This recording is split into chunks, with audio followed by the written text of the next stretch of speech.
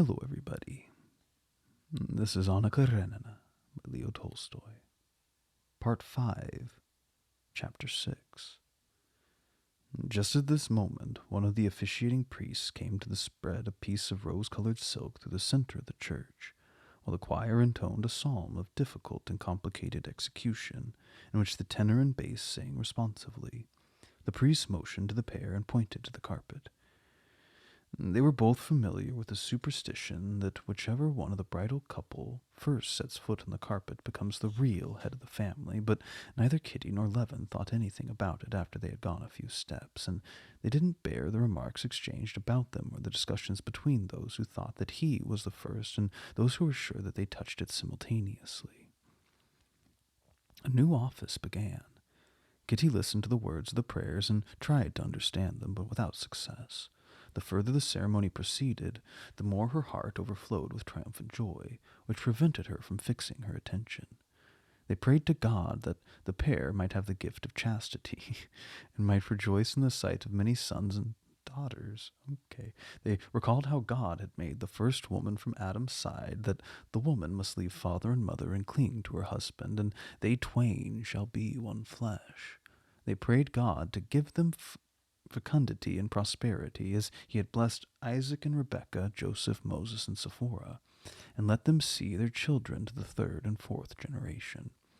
All this is lovely, thought Kitty, as she heard these words, and a smile of happiness, which was reflected on the face of all who saw her, shone on her fair, lovely face.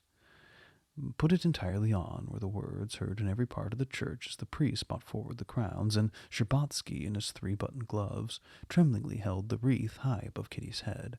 "Put it on," whispered the latter, smiling. Levin turned around, and, struck by her radiant face, he felt like her, happy and serene.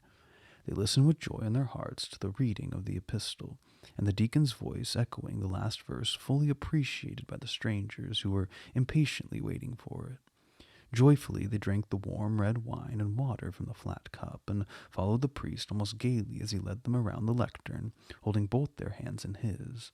Sherbatsky and Chirikov, carrying the crowns, followed them smiling and constantly treading on the bridal's train. The gleam of joy on Kitty's face seemed to be communicated to all present.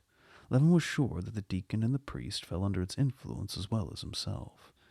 When the crowns had been laid aside, the priest read the last prayers and congratulated the young couple. Levin looked at Kitty and thought that he had never seen her so beautiful. It was the beauty of that inward radiance which transformed her. He wanted to speak to her, but checked himself, fearing that the ceremony was not yet over. The priest said gently to him with a kindly smile, "Kiss your wife, and you kiss your husband." And he took their candles. Levin, with circumspection, kissed his wife's smiling lips, gave her his arm, and went out to the church with a new and strange feeling of being suddenly very near to her. He had not been able to realize that all this was happening until now, and did not begin to believe it until their astonished and timid eyes met. Then he felt very really that they were indeed one. That same evening, after the supper, the young couple started for the country.